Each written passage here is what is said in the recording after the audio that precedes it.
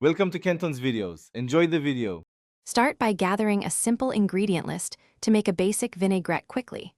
Use 3 parts oil to 1 part acid like vinegar or lemon juice.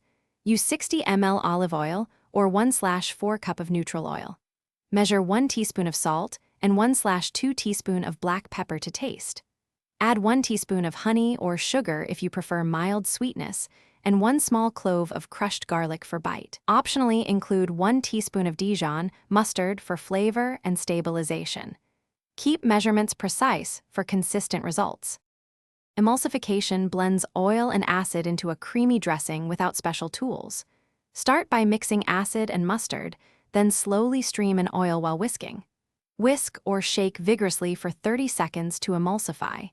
Use a mason jar and tight lid to shake vigorously if you do not want a whisk. If using a blender, pulse for 10 to 15 seconds to avoid overthinning.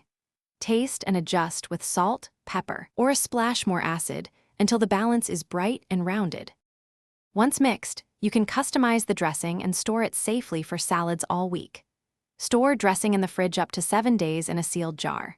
Shake before use. Oil separates over time.